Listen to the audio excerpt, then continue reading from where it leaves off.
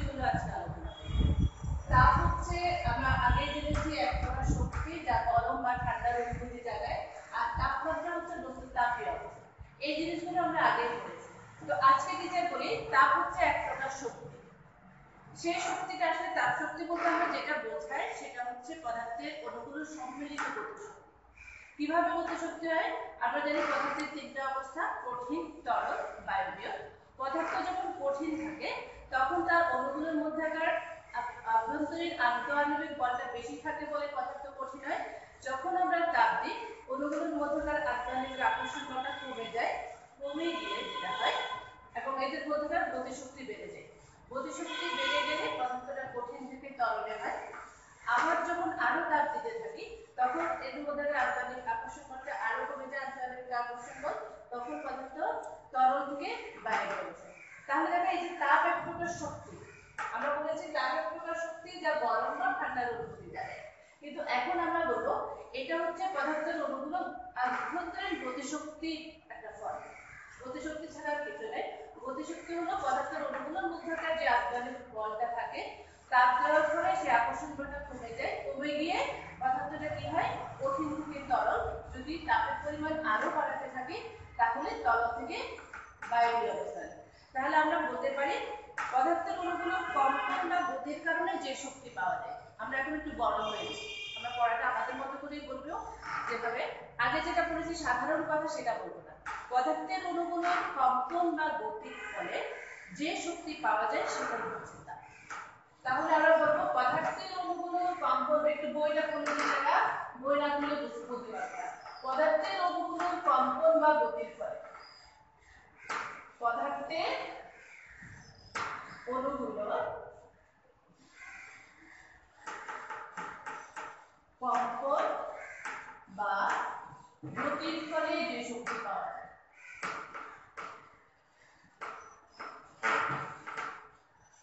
প্রাপ্ত শক্তি। তাহলে পদার্থের অণুগুলোর কম্পন বা গতির ফলে যে শক্তি পাওয়া যায় সেটা হচ্ছে আমাদের তাপ। তাহলে তাপ যেহেতু একটা শক্তি, তাপের একক হচ্ছে জুল।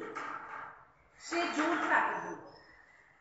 তাপের একক হচ্ছে আমরা নরমালি একক জুল, আর যদি বলতে যাই তাপের আরেকটা একক আছে তার নাম হচ্ছে ক্যালোরি। ক্যালোরি হবে 1 গ্রাম পানির তাপমাত্রা 1 ডিগ্রি সেলসিয়াস বাড়ায়। তাপের একক হচ্ছে জুল। তাপের একক জুল। আরেকটা জুল কাকে বলে সেটা আমরা কাজ শক্তি ক্ষমতা অধ্যায়ে পড়েছিলাম। আরেকটা একক হচ্ছে ক্যালোরি। এই ক্যালোরি কাকে বলে আজকে আমরা সেটা বলি। 1 গ্রাম পানির তাপমাত্রা 1 ডিগ্রি সেলসিয়াস বাড়ায়। 1 ডিগ্রি সেলসিয়াস বাড়াতে যে পরিমাণ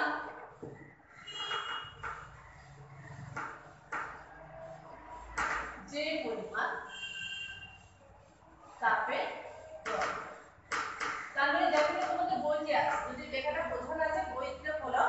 1 গ্রাম পানির তাপমাত্রা 1 ডিগ্রি সেলসিয়াস বাড়াতে যে পরিমাণ তাপের প্রয়োজন সেটা হচ্ছে 1 ক্যালোরি। 1 ক্যালোরি সমান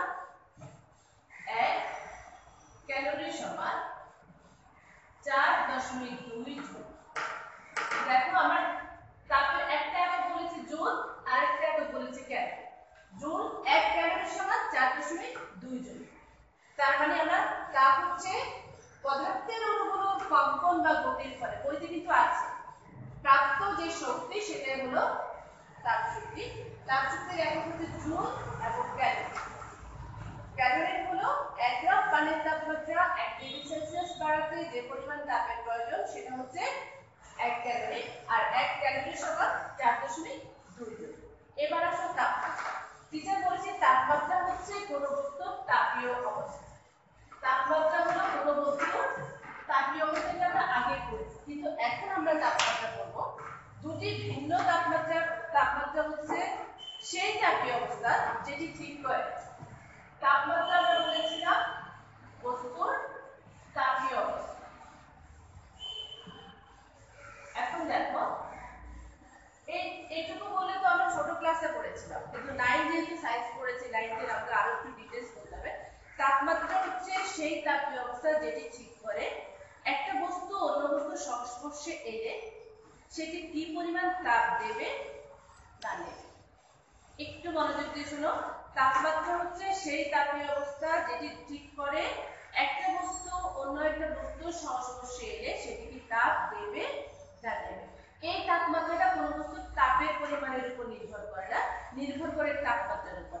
যে বস্তুর তাপমাত্রা বেশি সেখান থেকে কম তাপমাত্রার বস্তুতে এটা প্রবাহিত হবে এবং দুটো বস্তুর তাপমাত্রা সমান না হওয়া পর্যন্ত তাপের প্রবাহটা চলতে থাকবে। তাহলে টিচার কি বলেছে, তাপমাত্রা নির্ভর করে তাপের পরিমাণের উপর নির্ভর করে না, নির্ভর করে তাপমাত্রার পার্থক্যের উপর। যেটার তাপমাত্রা বেশি সেখান থেকে কম তাপমাত্রার বস্তুতে তাপটা প্রবাহিত হবে। তাহলে এটা টিচার একটা জিনিস দিয়ে ব্যাখ্যা করে তোমাদের। আসো আমি দুটো পানির ট্যাঙ্ক নিলাম, যেটাতে আমরা দুটো পানির ট্যাঙ্ককে সংযুক্ত করে দিলাম, পানির পাত্র এটাকে সংযোগ করে দেওয়া হবে। এটার পানির উচ্চতাটা বেশি আর এটার পানির উচ্চতাটা কম। তাহলে আমি যদি এখানে একটা ট্যাপ দিয়ে দিই তাহলে পানি কোন দিক থেকে কোন দিকে হবে। এটার উচ্চতা যেহেতু বেশি, বেশি উচ্চতা থেকে কম উচ্চতার দিকে প্রবাহিত হবে, বেশি উচ্চতা থেকে কম উচ্চতার দিকে প্রবাহিত। ঠিক একইভাবে এটা পানির পরিমাণের উপর নির্ভর করছে না, এটা নির্ভর করে কোনটা পানির উচ্চতা বেশি। ঠিক একইভাবে উচ্চতাকে যদি আমি তাপমাত্রা হিসেবে ধরি, যেটা তাপমাত্রা বেশি সেটা থেকে কম তাপমাত্রা বস্তুতে যাবে, যেটা তাপের পরিমাণের উপর নির্ভর করবে না, নির্ভর করে তাপমাত্রার উপর। এটাই হচ্ছে তাপমাত্রা এবং তাপের মধ্যকার একটা সম্পর্ক। তারপরে আসো তাপমাত্রা, আমরা বলে থাকি যে তাপমাত্রিক পদার্থ, পদার্থের তাপমাত্রিক ধর্ম এবং তাপমাত্রিক পদার্থ। পদার্থের তাপমাত্রিক ধর্ম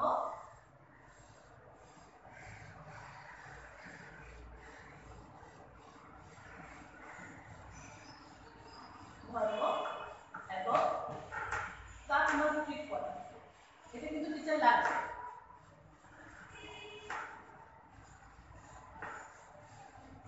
পদার্থের তাপমাত্রিক ধর্ম হলো পদার্থের তাপ প্রয়োগের ফলে তাপমাত্রা পরিমাপের জন্য পদার্থের এক বিশেষ ধর্মকে আমরা কাজে লাগাই।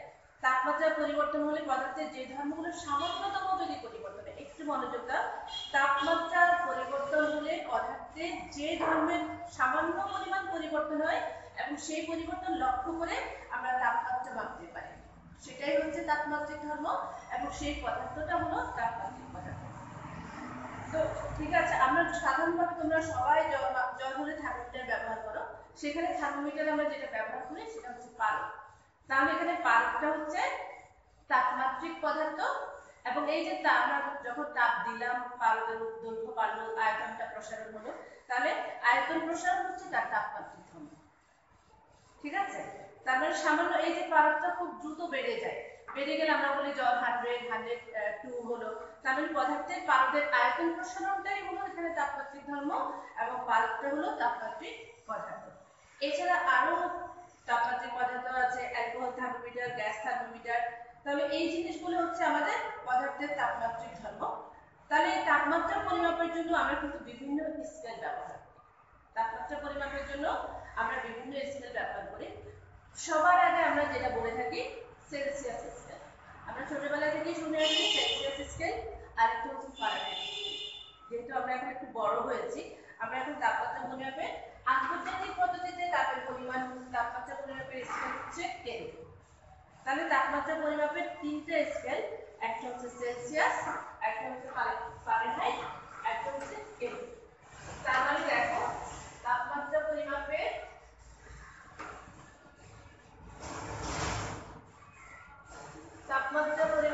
স্কেল তিন, এক সেলসিয়াস স্কেল, দুই ফারেনহাইট স্কেল। এই দুটো কিন্তু আমরা আগে থেকেই জানি। ফারেনহাইট স্কেল, 3 নম্বরে আমরা এখন যেটা জানবো সেটা হচ্ছে কেলভিন স্কেল।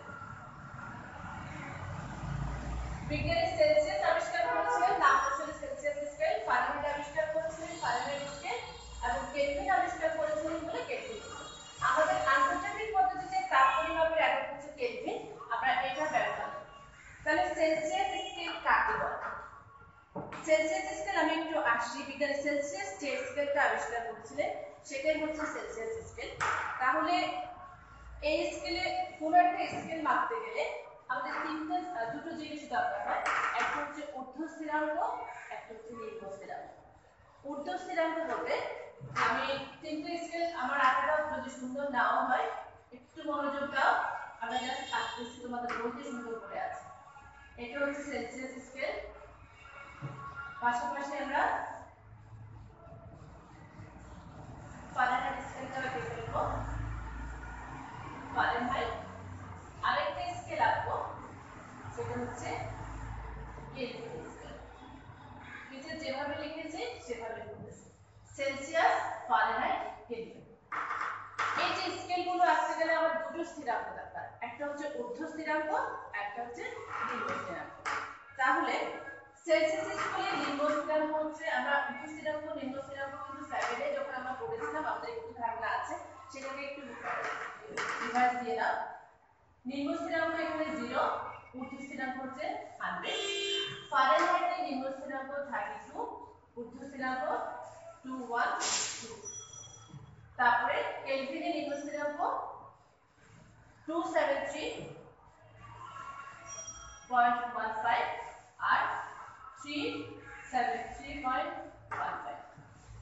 তাহলে দেখো একটা, এটা বলেছে নিম্ন স্থিরাঙ্ক, নিম্ন স্থিরাঙ্ক, এটা হলো ঊর্ধ্ব স্থিরাঙ্ক। যদি হয় এখন নিম্ন স্থিরাঙ্ক এবং ঊর্ধ্ব স্থিরাঙ্ক আমরা যদি একটা স্কেলে দিতে পারি, সব স্কেলের জন্য আমরা লিখে দিতে পারবো। তাহলে আমি সেলসিয়াস স্কেলে নিম্ন স্থিরাঙ্কটা বলি। 1 অ্যাটমসফিয়ার চাপ, 1 অ্যাটমসফিয়ার চাপ তোমরা জানো, 1 অ্যাটমসফিয়ার বাতাসের চাপে যে তাপমাত্রায় বরফ গলে পানিতে পরিণত হয়, 1 অ্যাটমসফিয়ার চাপ হলো 76 সেন্টিমিটার। তাহলে 1 অ্যাটমসফিয়ার চাপে যে তাপমাত্রায় বরফ গলে পানিতে পরিণত হবে সেটা হলো নিম্ন স্থিরাঙ্ক, যেটা সেলসিয়াস স্কেল হলো 0, আর ঊর্ধ্ব স্থিরাঙ্ক হলো, এবং যে তাপমাত্রায় 1 অ্যাটমসফিয়ার চাপটা থেকে থাকবে, পানি ফুটতে থাকবে, পানি ফুটে বাষ্পে পরিণত হবে, সেটা হলো ঊর্ধ্ব স্থিরাঙ্ক। তার মানে এখানে ঊর্ধ্ব স্থিরাঙ্ক হলো 100 ডিগ্রি সেলসিয়াস। নিম্ন স্থিরাঙ্ক হলো 1 অ্যাটমসফিয়ার চাপে যে তাপমাত্রায় বরফ গলে পানিতে পরিণত হবে সেটা হলো নিম্ন স্থিরাঙ্ক, আর 1 অ্যাটমসফিয়ার চাপে যে তাপমাত্রায় পানিটা বাষ্পে পরিণত হবে সেটা হলো ঊর্ধ্ব স্থিরাঙ্ক। তার মানে আমি সেলসিয়াসের নিম্ন স্থিরাঙ্ক এবং ঊর্ধ্ব স্থিরাঙ্ক পেলাম। তাহলে ফারেনহাইটের নিম্ন স্থিরাঙ্ক 32, ঊর্ধ্ব স্থিরাঙ্ক 212, তাহলে এখানে পেলাম 273.15। এটা কিভাবে হলো?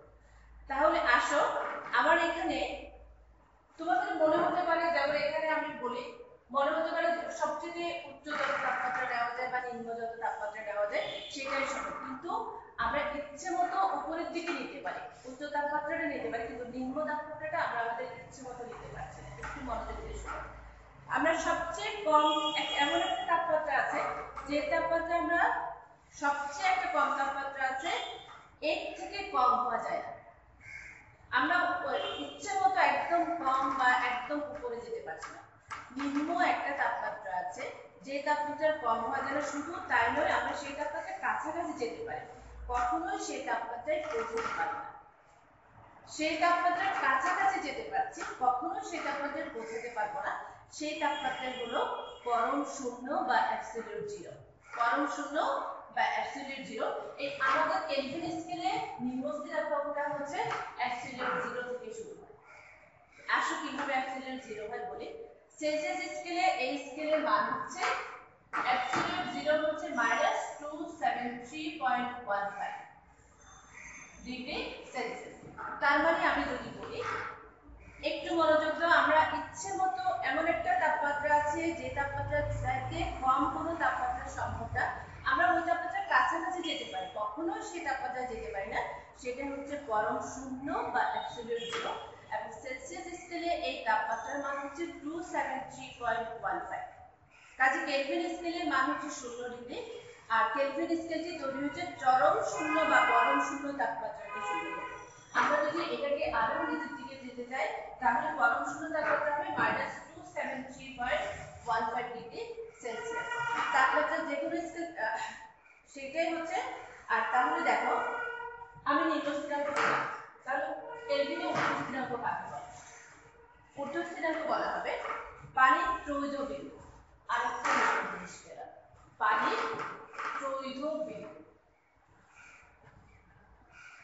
একটা হলো অ্যাবসলিউট জিরো বা চরম শূন্য বা পরম শূন্য তাপমাত্রা, একটা হচ্ছে ত্রৈধ বিন্দু। পানির ত্রৈধ বিন্দুর তাপমাত্রা হচ্ছে আমার এখানে কেলভিনের ঊর্ধ্ব স্থিরাঙ্ক। তাহলে পানির ত্রৈধ বিন্দু কাকে বলে? এই তাপমাত্রার নির্দিষ্ট চাপ হচ্ছে 0.06037 চাপে পানি তিনটা অবস্থায় থাকতে পারে। ত্রৈধ মানে 3, তবে তিনটা অবস্থায় 0.0060373 চাপে পানি তিনটা অবস্থায় থাকতে পারে। সেই তাপমাত্রা হচ্ছে আমার কেলভিন স্কেলের ঊর্ধ্ব স্থিরাঙ্কের মান, এবং সেই মানটা হচ্ছে সেলসিয়াসে হচ্ছে 0.01। তার মানে আমি সেলসিয়াস, ফারেনহাইট এবং কেলভিন তিনটে স্কেলে নিম্ন স্থিরাঙ্ক এবং ঊর্ধ্ব স্থিরাঙ্ককে একটু ধারণা লাভ করে টিচারের বইটা পড়তে হবে। এবার আসলে তিনটে স্কেলের মধ্যে সম্পর্কটা কি? তিনটে স্কেলের মধ্যে সম্পর্ক যদি বলি তাহলে আসো আমার এখানে 0 থেকে 100 মোট ভাগ সংখ্যা 100, এখানে ভাগ সংখ্যা হচ্ছে 180, আর এখানে ভাগ সংখ্যা হচ্ছে 100। তাহলে দেখো সেলসিয়াস এবং কেলভিন স্কেলে দুটো ভাগ সংখ্যা হচ্ছে একই ডিসটেন্স, কিন্তু এটাকে আমি ভাগ করেছি 100 ভাগ, এটাকে ভাগ করেছি 100, কিন্তু ফারেনহাইটকে ভাগ করেছি 180। তাহলে তিনটে স্কেলের সম্পর্কটা আমরা লিখি।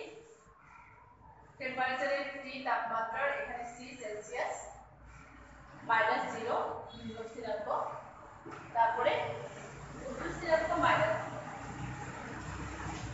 ইকুয়াল dF -32 212 -30 নিম্ন স্থিরাঙ্ক। আর কেলভিনে আসছে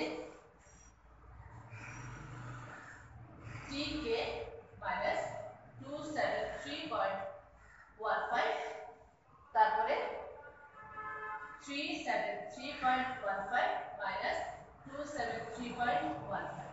তাহলে আসো এখান থেকে আসছে TC 100, TF -32 divided by 180, TK -273.15 divided by 100।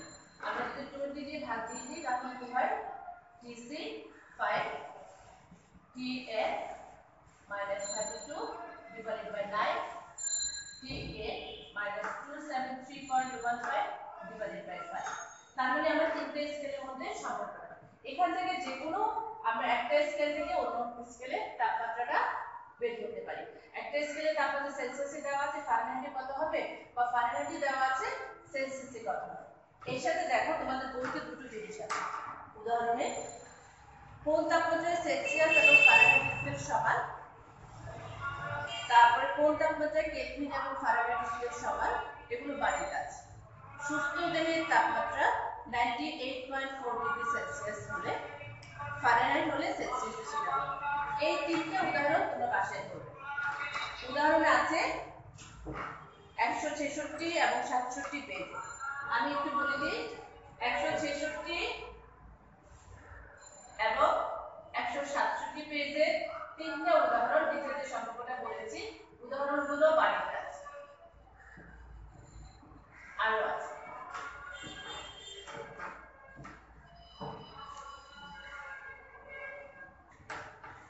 টিচাররা তাহলে আসো কঠিন পদার্থের প্রসারণ আমরা বলেছি তাপীয় পদার্থ প্রসারিত হয়, তরল পদার্থের প্রসারণ এবং বায়বীয় পদার্থের প্রসারণ। আজকে আমরা তিনটে জিনিস আমাদের বইতে আছে, টিচার শুধু জাস্ট আমাদের মেইন কথাগুলো একটু বলে দিচ্ছি।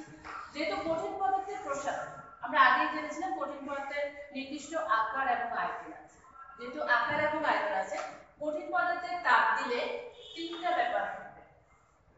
একটা হচ্ছে দৈর্ঘ্য প্রসারিত হবে, দৈর্ঘ্যটা প্রসারিত হবে, একটা হচ্ছে ক্ষেত্রটা প্রসারিত হবে, একটা হচ্ছে তাহলে কঠিন পদার্থের প্রসারণ, তরল পদার্থের প্রসারণ এবং বায়বীয় পদার্থের প্রসারণ। কঠিন পদার্থ যেহেতু নির্দিষ্ট আকার এবং আয়তন আছে, কাজে কঠিন পদার্থের প্রসারণ হবে দৈর্ঘ্য প্রসারণ, ক্ষেত্র প্রসারণ এবং আয়তন, তিনটাই হবে। তাহলে কঠিন পদার্থ ধরে নিলাম একটা কঠিন দণ্ড, যাতে আমি তাপ দিলাম, তাপ দেওয়ার ফলে এটা প্রসারিত হয়েছে। তাহলে এর আদি দৈর্ঘ্য L1, তাপমাত্রা হলো T1, T2 তাপমাত্রা পর্যন্ত তাপ দেওয়ার ফলে তাপমাত্রা হলো T2 এবং দৈর্ঘ্য পরিবর্তন হলো L। তাহলে দেখো দৈর্ঘ্য প্রসারণ, দৈর্ঘ্য প্রসারণের ক্ষেত্রে আমরা এখানে তিনটা রাশি ইউজ করব, সেটা হচ্ছে দৈর্ঘ্য প্রসারণ সহগ, ক্ষেত্র প্রসারণ সহগ এবং আয়তন প্রসারণ সহগ। দৈর্ঘ্য প্রসারণ সহগ, ক্ষেত্র প্রসারণ সহগ এবং আয়তন প্রসারণ সহগ। আমরা যদি একটা জিনিস ভালো করে বুঝি, বাকি দুটো পারব। তাহলে দৈর্ঘ্য প্রসারণ সহগ, দৈর্ঘ্য প্রসারণ সহগ যেটা হচ্ছে আলফা। তাহলে দৈর্ঘ্য প্রসারণ সহগ আলফা, বিটা, ক্ষেত্র প্রসারণ সহগ বিটা এবং ক্ষেত্র প্রসারণ সহগ হচ্ছে বিটা, আয়তন প্রসারণ সহগ হচ্ছে গামা। যদি হয় দৈর্ঘ্য প্রসারণ সহগ কাকে বলে? কোন একটা দণ্ডের আদি দৈর্ঘ্য হলো L1, তাপমাত্রা T1, T2 তাপমাত্রা বাড়ানোর ফলে দৈর্ঘ্য বৃদ্ধি হয়ে L2 হবে। তাহলে আমরা দৈর্ঘ্য প্রসারণ সহগ আলফার মান বের করব। আলফা সমান L2 minus L1 divided by L1 divided by T2 minus T1। এটা আমরা আরেকটু সুন্দর করে লিখি, L2 minus L1, L1 into T2 minus T1, L2 minus L1, L2 minus L1 equal to del L, T2 minus T1 সমান del T। যদি হয় তাহলে আমরা লিখতে পারি del L L1 into del T। দেখো আমি এটা এই কাজটাও সরাসরি করতে পারছি, আর যদি del L বা del T দেওয়া থাকে সেখান থেকে আমরা আলফার মান বের করতে পারছি। আলফা হচ্ছে দৈর্ঘ্য প্রসারণ সহগ, আর ঠিক একইভাবে ক্ষেত্র প্রসারণ সহগ এবং আয়তন প্রসারণ সহগ কি হবে টিচার বলি। তাহলে ক্ষেত্র প্রসারণ সহগ যদি বলি, আলফা হলো দৈর্ঘ্য প্রসারণ সহগ, বিটা হলো ক্ষেত্র প্রসারণ সহগ। ঠিক একইভাবে কোনো একটা দণ্ডের আদি ক্ষেত্রফল A1, তাপমাত্রা দেওয়ার ফলে তার ক্ষেত্রফল হলো A2 এবং এখানে তাপমাত্রা ছিল T1, এখানে তাপমাত্রা ছিল T2। তাহলে বিটার মান হবে A2 minus A1 divided by A1 T2 minus T1। এটাকে আমি লিখি A1 T2 minus T1 divided by A2 minus A1 সমান del A A1 del T। তারপরে দৈর্ঘ্য প্রসারণ সহগ পেলাম, ক্ষেত্র প্রসারণ সহগ। একইভাবে টিচার যদি আয়তন প্রসারণ সহগ বলি, আয়তন প্রসারণ সহগ হবে গামা সমান V2 minus V1 divided by V1, V1 into T2 minus T1 equal to V2 minus V1, V1, V1 into T2 minus T1 equal del V, V1 del V। তার মানে দেখো দৈর্ঘ্য প্রসারণ সহগ, ক্ষেত্র প্রসারণ সহগ, আয়তন প্রসারণ সহগ, এই তিনটা জিনিস আমরা পেয়েছি এবং দুটোর তিনটা সহগের মাত্রা হলো T ইনভার্স। T ইনভার্স যেটা তাপমাত্রা বিপরীত রাশি, কাজে এটা তিনটারই একক হচ্ছে T ইনভার্স। এখন আমাদের পরবর্তী উদাহরণ 169 পেজ।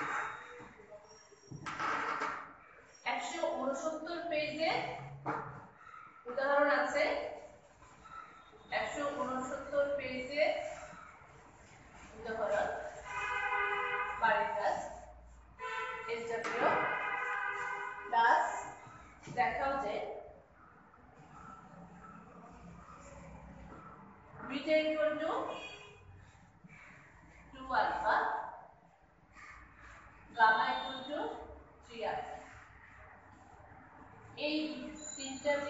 আগের দিনটা আমাকে বাড়ির কাজগুলো করে ফেলা। টিচার করে দিচ্ছে না, বইতে আছে, এগুলোই বাড়ির কাজ। এই পর্যন্ত আজকের পড়া। আর তরল পদার্থের প্রসারণ, বায়বীয় পদার্থের প্রসারণ আমরা আগামী ক্লাসে আলোচনা করব। সেই সাথে আমাদের আরো যে জিনিসগুলো আছে সেটা গ্যাসের প্রসারণ, তারপরে পদার্থের অবস্থার পরিবর্তনে তাপের প্রভাব, আপেক্ষিক তাপ, বাষ্পন, এই জিনিসগুলো আমরা আগামী ক্লাসে পড়াবো। ক্যালোরিমিতির মূলনীতি আশা করি যতটুকু পড়ালাম কঠিন পদার্থের প্রসারণ ততটুকু একটু বাসায় প্র্যাকটিস করবে। ভালো থাকো, সুস্থ থাকো, আল্লাহ হাফেজ।